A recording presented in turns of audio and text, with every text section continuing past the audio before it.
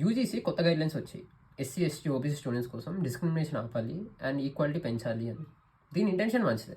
కంట్రీలో caste discrimination అనేది undeniable fact. దీన్ని తగ్గించాలి, మనం దీని మీద వర్క్ చేయాలి. కానీ గైడ్లైన్స్ ఏవైతే ఉన్నాయో ఇవి నిజంగా దాన్ని తగ్గిస్తుందా లేదంటే ఇంకా పెంచుతున్నాయి? రూల్స్ ప్రకారం యూనివర్సిటీలో స్పెషల్ కమిటీస్ ఉంటాయి. 24/7 హెల్ప్ లైన్ ఉంటుంది ఎస్సీ, ఎస్టీ, ఓబీసీ స్టూడెంట్స్ కోసం. వాళ్ళు ఏ కంప్లైంట్ చేసినా ఇమీడియట్గా యాక్షన్ తీసుకుంటారు.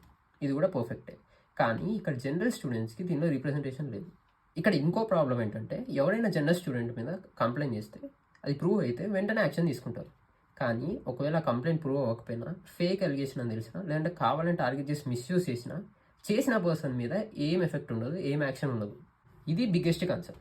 మనకు ఆల్రెడీ ఎస్సీ, ఎస్టీ యాక్ట్ ఉంది బ్రో. డిస్క్రిమినేషన్ జరిగితే చాలా గట్టి పనిష్మెంట్స్ ఉంటాయి డైరెక్ట్గా.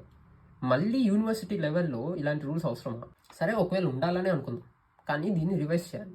జనరల్ కేటగిరీ స్టూడెంట్స్ కూడా విక్టిమ్ కేసులో ఇన్వాల్వ్ చేయాలి. ఫాల్స్ కంప్లైంట్స్ మీద కూడా స్ట్రిక్ట్ యాక్షన్ తీసుకోవాలి. అప్పుడే దీన్ని మిస్యూజ్ చేసే ఛాన్స్ తగ్గుతుంది.